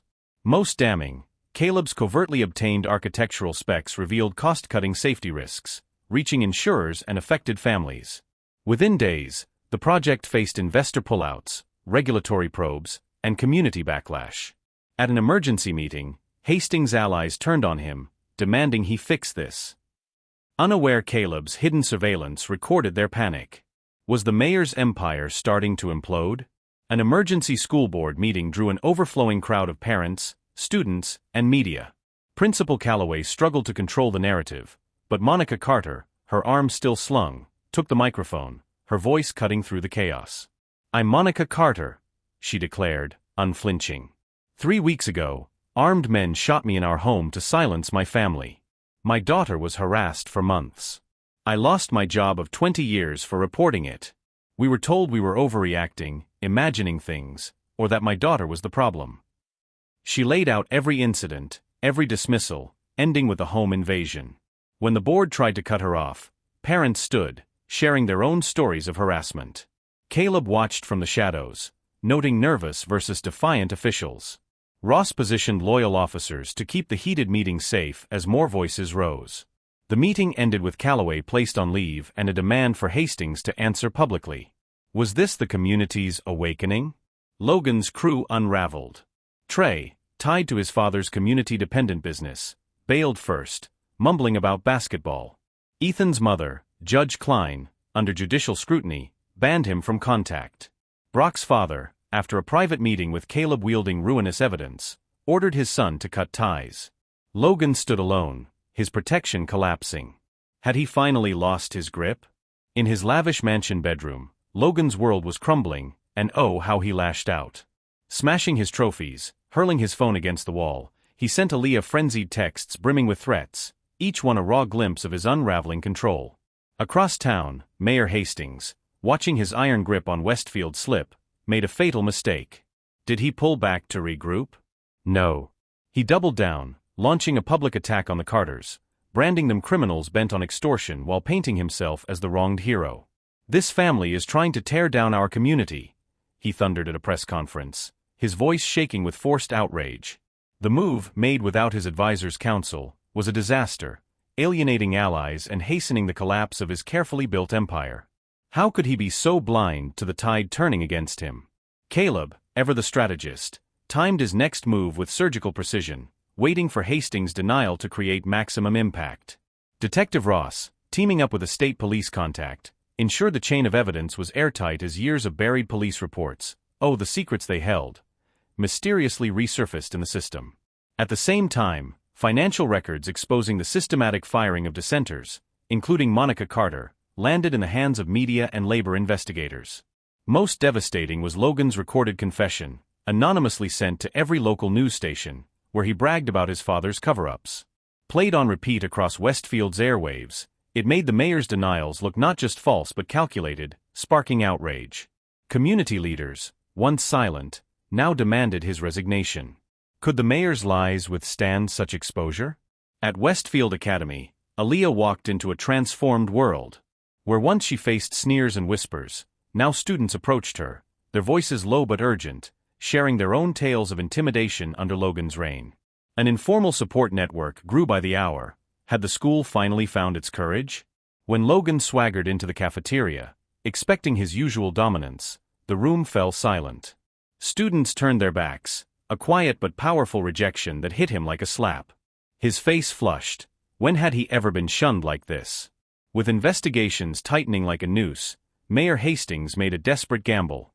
Late at night, security cameras caught him and Logan loading files and luggage into their SUV, their movements frantic but calculated. A private plane waited at the regional airport, offshore accounts were primed, and a vacation home in a non-extradition country stood ready. They thought they'd outsmarted everyone, didn't they? But Caleb, with his decades of tracking high-value targets, had seen this coming. From a ridge overlooking the mansion, he'd monitored their every move, his night vision gear glinting faintly. Instead of stopping them, he let them run, documenting their flight to turn a family vacation into undeniable proof of guilt. Detective Ross, stationed nearby, made one call to state police. Was this the end of the Hastings reign? 5 miles from the airstrip, Hastings noticed headlights tailing them, matching their speed no matter how he maneuvered. Veering onto a side road, he found himself in a clearing, only to see Caleb's vehicle blocking the path, its high beams blinding. Logan's bravado crumbled as Caleb stepped from the shadows, his movements slow, deliberate, radiating a quiet menace that froze the air. No weapons, no overt threats, yet the mayor raised his hands instinctively. Thomas Hastings. Caleb said, his voice cold, formal. You have 2 choices, go home and face justice, or keep running, and your experience of being hunted starts tonight. The words carried the weight of Caleb's past, tracking insurgents through deserts and mountains. Could Hastings feel the futility of escape? His shoulders sagged, defeat etched in his face as he reversed the SUV. Had Caleb's mere presence broken him? By morning, news of the Hastings failed escape swept Westfield. Days later, the pressure reached a boiling point. Abandoned by allies and facing multiple probes, Mayor Hastings called a press conference, expected to resign. But oh, how desperation twisted his plan. Instead, he doubled down, accusing Caleb of extortion and intimidation, casting himself as the town's protector against a dangerous military operative. This decorated veteran turned mercenary has targeted my family, he cried, his voice cracking. He's manipulated evidence to create a false narrative. Months ago, his act might have swayed the crowd, but not now. Community members shouted questions about specific cover-ups. Journalists pressed on leaked evidence.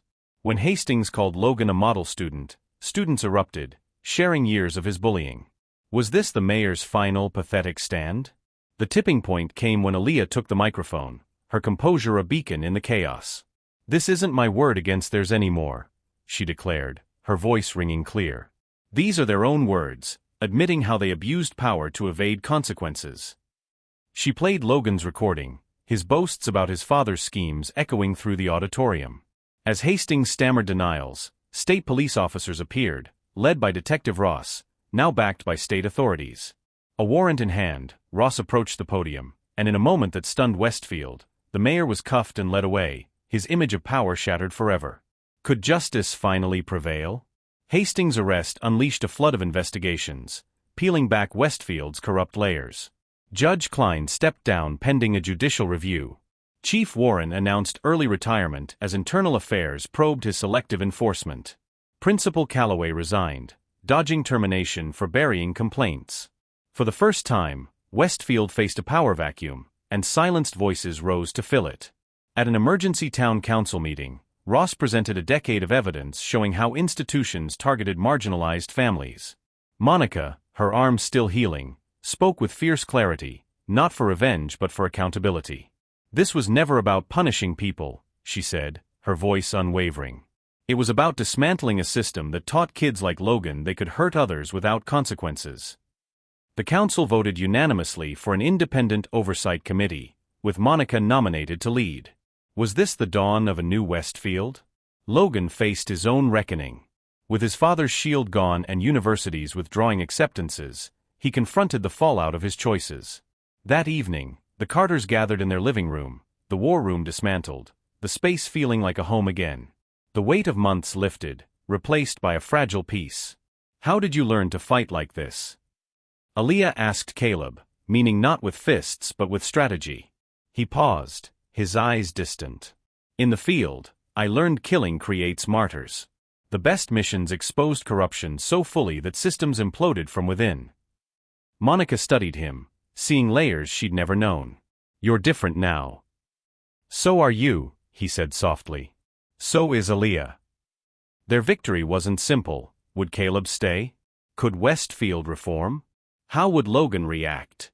For now, they savored a quiet triumph, not over people but over a system that seemed invincible. What would grow in its place? In the county detention facility's sterile visiting room, Mayor Hastings sat, his tailored suit swapped for ill-fitting prison garb, his frame aged overnight. Isolated through his lawyer's pull, a fading privilege, his eyes burned with defiance. Across the plexiglass, Logan's smirk was gone, replaced by a hollow stare.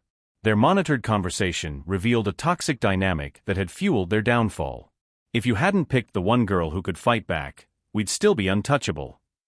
Hastings hissed, dodging the microphones. "Sloppy work, Logan." Logan's face reddened.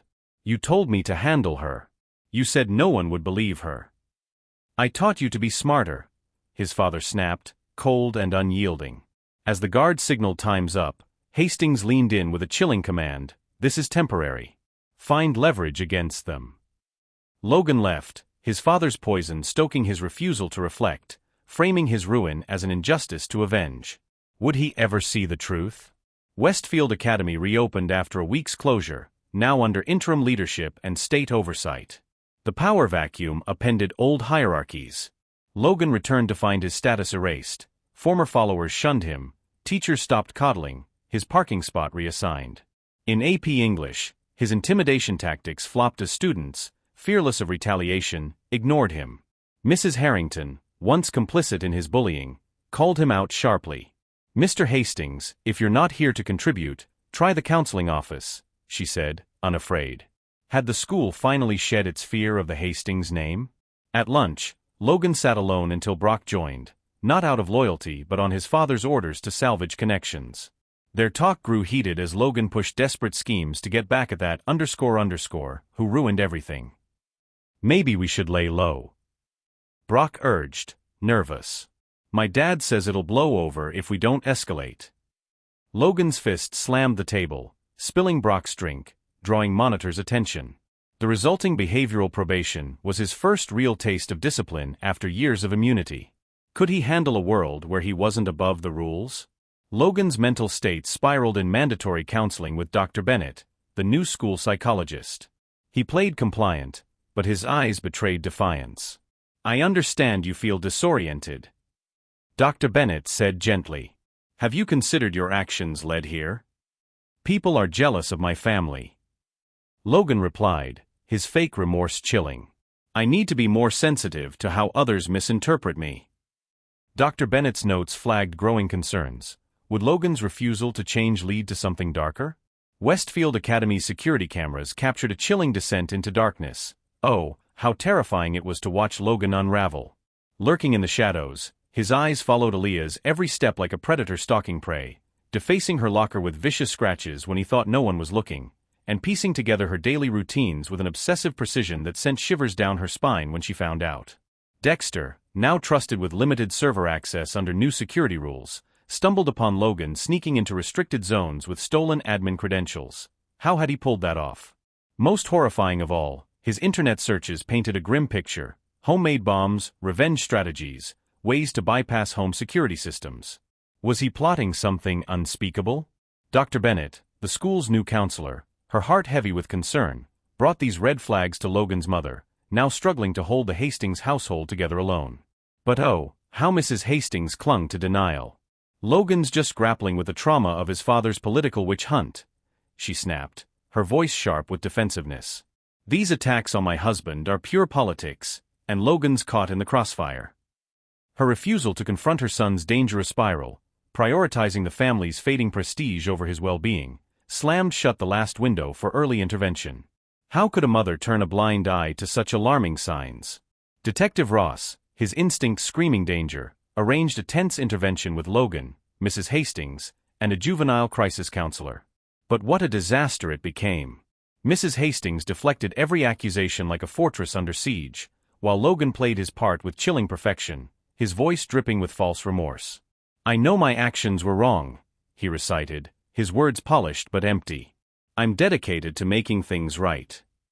His cold, calculating gaze betrayed the lie, fooling no one in the room. After the meeting, Ross pulled the Carters aside, his expression grim. "Logan's ticking all the boxes for an escalating threat, perceived injustice, obsessive fixation, planning behaviors. The system's still giving him passes because of his name, but I'm telling you, he's getting more dangerous by the day." Could they shield Aaliyah from the storm brewing in Logan's mind? Caleb's military training roared to life, his mind a whirlwind of worst-case scenarios that civilians could scarcely imagine.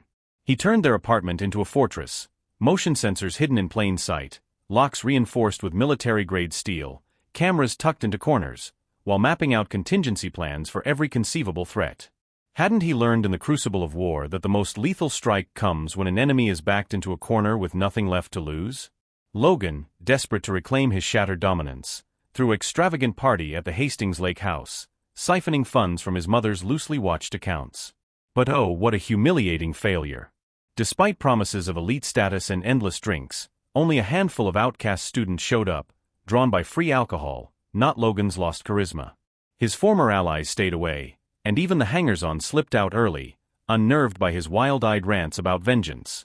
Was this the final blow to his crumbling throne? Alone in the deserted lake house, surrounded by scattered cups and untouched snacks, Logan's fragile hold on reality snapped. He demolished furniture, shattered windows, and in a horrifying crescendo, set the boathouse ablaze, the flames leaping into the night sky as his first plunge into outright destruction.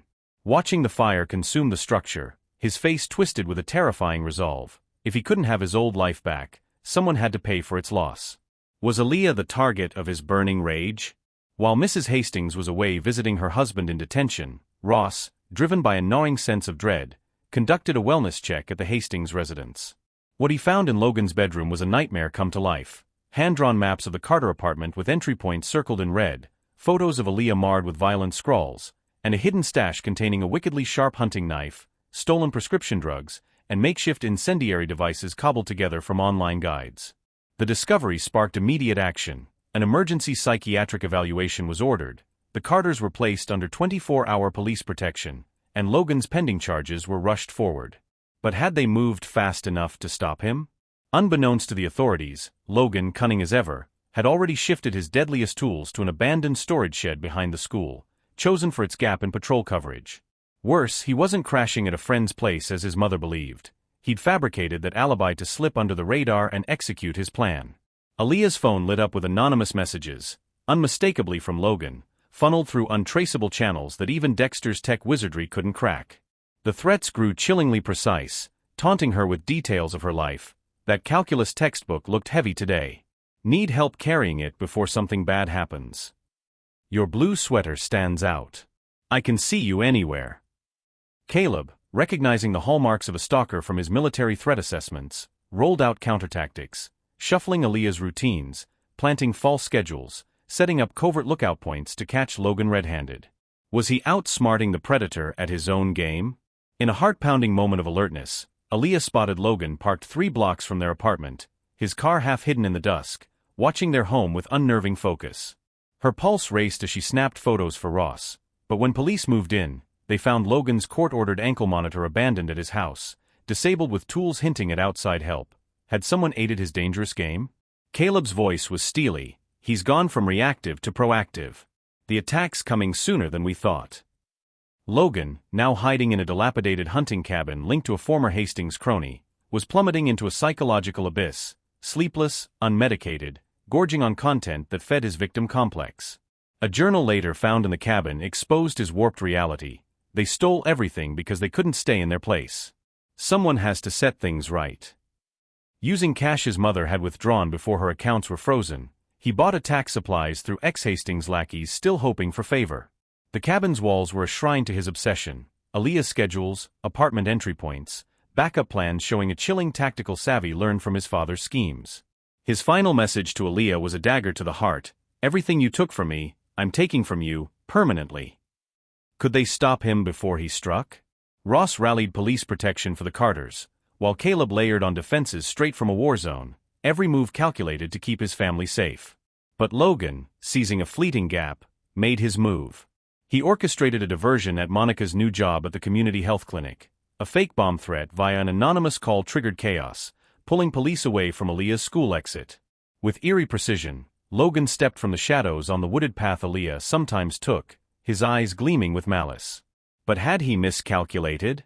Caleb, foreseeing this exact ambush spot, had rigged the trail with silent sensors disguised as trash. As Logan slunk into position, certain of his advantage, Caleb's voice cut through the twilight from behind. "I've been waiting for you, Logan." Logan spun, his hunting knife flashing in the dim light. Caleb stood just beyond reach, his posture calm yet primed, a lion facing a wounded beast. "How does it feel?" Caleb asked, his voice steady but sharp as a blade. "To be trapped, powerless, cornered?" Logan's breakdown exploded, his words a frantic mix of fury and despair. "You don't get what you've done," he roared, slashing the air with the knife. "My father built this town. We owned the rules. You stole my birthright." When rage failed, he pivoted to manipulation, tears streaking his face. "My father made me do it," he whimpered. "He said I had to show strength, keep people afraid." Was he really trying to dodge his guilt? Caleb remained a statue, his positioning cutting off any escape short of violence. "Your father set the stage for your choices," he said, his words piercing Logan's defenses. "But every cruel act was yours alone." The truth hit like a hammer, a fleeting spark of realization in Logan's eyes before desperation took over. He lunged with a knife, a last reckless bid for control. Caleb disarmed him with seamless efficiency, neutralizing the attack without drawing blood. As police sirens closed in, Ross tracking Caleb's signal, Logan collapsed onto the forest floor, his dreams of revenge crushed by the weight of consequences he could no longer outrun. Had he finally faced the end of his reign? The county courthouse hummed with tension as Logan faced his preliminary hearing, no longer the untouchable king of Westfield Academy. In drab detention clothes, flanked by officers who showed no favoritism, he seemed shrunken, his swagger gone. Mrs. Hastings sat alone in the front row, her once loyal allies nowhere in sight. The charges echoed through the room: attempted assault, stalking, weapons violations, arson, each backed by airtight evidence. A new judge, free of Westfield's corrupt ties, presided, dismissing Logan's lawyers' pleas about his clean record. The prosecutor unveiled Logan's history of escalating violence, unsealed juvenile records laying bare a chilling pattern. "This isn't a one-off, Your Honor," the prosecutor declared. "It's a trail of impunity propped up by corrupt institutions." Logan was sent to a juvenile detention facility for evaluation, facing true accountability at last. Was this the beginning of his redemption, or his ruin? Across the courthouse, Mayor Hastings stood before a federal judge, his local charges now swollen with corruption, witness tampering, and misuse of public funds. Once a towering figure, he now looked hollow, listening as his lawyer detailed a plea deal, years behind bars in exchange for exposing his corrupt web. The hardest blow was testifying about shielding Logan's assaults, a condition ensuring Logan's case stood apart. Ross watched from the gallery, a quiet triumph settling in as Hastings confessed under oath. Outside, former allies fled reporters, scrambling to escape the taint of the fallen mayor. Was his dynasty truly over? Westfield Academy rose from its ashes under bold new leadership, an interim principal with a track record of reform, a diverse board welcoming parents, and a student council with real authority. The campus itself transformed. Cameras now monitored staff areas, the principal's office relocated to an open hub, and bulletin boards overflowed with guides on reporting and student rights. Had Westfield finally become a place where justice could thrive? The air in Westfield Academy's auditorium crackled with raw emotion as the interim principal took the stage, her voice cutting through the hushed crowd. With unflinching honesty, this school failed its core mission, she declared, her words heavy with truth. We enabled harassment instead of protecting every student. Rebuilding trust isn't just about new rules, it's about forging a brand new culture. Oh, how those words landed like a thunderclap. The most electrifying moment came with the announcement of a student ethics committee, and who was unanimously chosen to lead it. Aaliyah Carter, her name echoing through the room as a symbol of hope. Empowered to review disciplinary decisions, ensuring fairness no matter a student's family name or connections, Aaliyah stood tall, her heart pounding. Could she carry this responsibility? Across town, the council chambers buzzed with the weight of Westfield's reckoning. Public forums, raw and unfiltered, gave voice to residents long silenced by fear. Families shared gut-wrenching stories of being driven out by targeted harassment. Business owners confessed to coerced political donations, and workers revealed firings for daring to question corrupt practices. Monica Carter, now a beacon of change, guided these discussions with a steady hand, her arm still healing but her spirit unbreakable. We're not here to punish everyone who played a part in this broken system, she said, her voice firm yet compassionate. We need to understand how it worked so we can tear it down for good. The process was messy, painful, but oh so vital. Tensions once buried were laid bare, responsibility pinned where it belonged, and reforms took root with clear, transparent accountability. Was this the start of Westfield's healing? Detective Marcus Ross, fast becoming the moral heart of the police department, unveiled community oversight measures drawn from reformed cities nationwide. A police force's power comes from the trust of its people, he said at a packed forum, his voice resonating with conviction. When that trust shatters, we rebuild it with openness and accountability. Westfield Academy rolled out an anti-bullying program that went beyond empty gestures, diving deep into root causes. Leadership training taught bystanders to step in safely, new classes tackled privilege and ethics, and a groundbreaking restorative justice program gave victims a voice while helping offenders grasp the pain they'd caused. When some of Logan's old crew joined voluntarily, owning their roles and making amends through community service, it was a revelation. Could accountability spark real change? Aaliyah's vision shaped this program, balancing justice with the possibility of redemption. Her work drew national eyes, with researchers hailing Westfield as a model of transformation after systemic collapse. Was this small town rewriting the playbook for schools everywhere? 3 weeks after Logan's arrest, Madison Peters, the former deputy mayor's daughter and once a gleeful accomplice in Logan's cruelty, approached Aaliyah after a student council meeting, her steps hesitant in the empty classroom. Oh, how the air thickened with tension. Their talk started stiffly but grew into something profound. I never saw it as bullying, Madison confessed, her voice cracking, eyes fixed on the floor. Logan called it keeping the natural order, and I bought it because it was easier than thinking for myself. Tears spilled as she recounted her slow awakening, how Logan's unchecked cruelty spiraled, how she wrestled with the person she'd become versus who she wanted to be. I'm not asking for forgiveness, she said, wiping her face. Just a chance to do something right after so much wrong. Her bold idea to share her story publicly as a reformed enabler was risky, given her family's status. Could she face the backlash? Aaliyah, her heart steady despite past pain, responded with wisdom beyond her years. Redemption isn't about erasing what you did, it's about building something good from it. Madison's raw, self-critical assembly speech moved the school, sparking other former followers to break their silence and own their guilt. Was this the ripple effect of true courage? Chief Warren's retirement unleashed a department-wide reckoning, exposing years of selective enforcement, mishandled evidence, and favors for the elite. Under outside scrutiny, the police force transformed, mandatory bias training, community engagement rules, and clear complaint processes. The biggest shift? Promoting officers like Ross, once sidelined for challenging corruption. As interim chief, Ross set a bold tone, launching a cold case unit to revisit ignored complaints, especially from marginalized residents. At the press conference unveiling these changes, his words rang with gratitude. One family's bravery against systemic injustice exposed flaws in institutions meant to protect everyone equally. Their refusal to back down is making this community stronger. The department's first report showed stunning shifts, fairer traffic stops, consistent domestic violence responses, and school incidents judged by actions, not status. Was Westfield's police force finally serving all its people? While the town rebuilt, the Carters turned inward, healing the scars of their ordeal. Monica's shoulder mended faster than the trauma of the home invasion, leading her to a support group for survivors, where she found solace in shared stories. Aaliyah, in therapy, navigated a tangle of emotions, pride in her fight for justice clashing with lingering fears of being targeted again. Caleb's journey was the deepest of all. Could a man shaped by war's detachment become the father his family needed?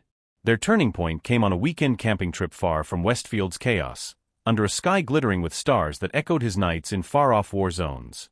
By the campfire's glow, Caleb shared guarded pieces of his classified past, helping Aaliyah see why he'd vanished and why he'd fight so fiercely to protect her. Monica, her voice soft with old pain, explained her choice to let Aaliyah believe he was dead, fearing his enemies would hunt them. Tears fell, laughter broke through, and in that quiet wilderness, they began rebuilding their family, owning the hurt they'd caused and endured while vowing to face the future together. Could they mend what years had broken? Amid the upheaval, Aaliyah's academic brilliance never faltered.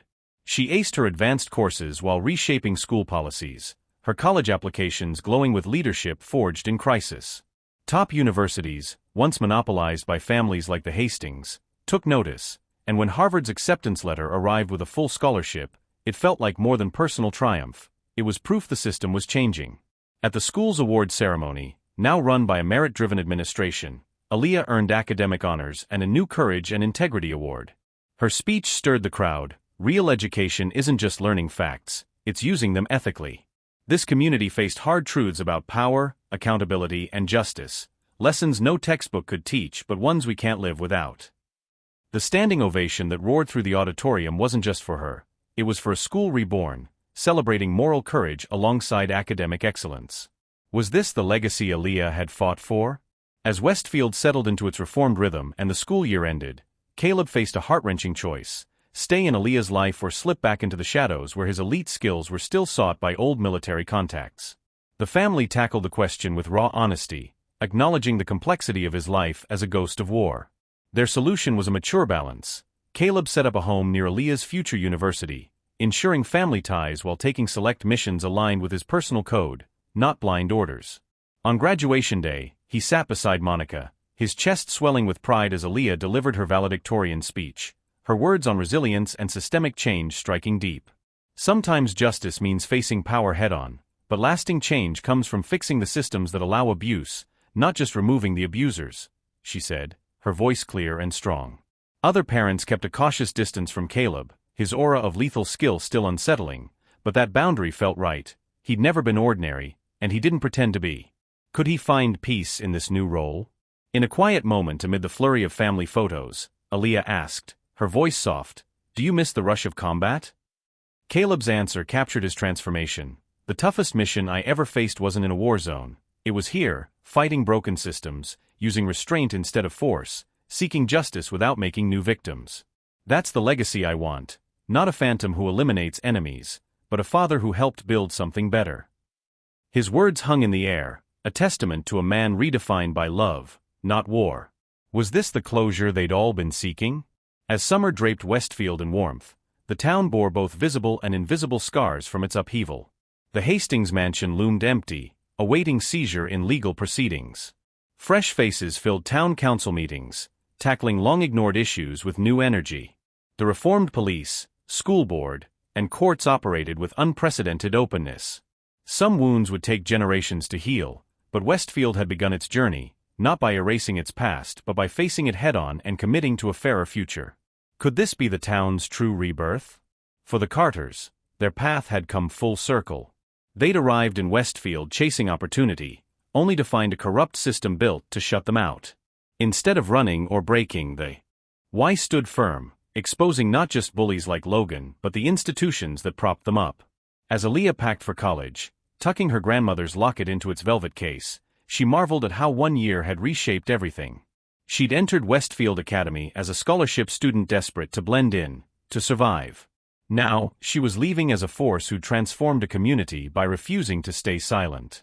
The Phantom's daughter had discovered her own strength, not in stealth or violence, but in the fearless courage to stand in the light and demand justice. Was this the true power she'd inherited?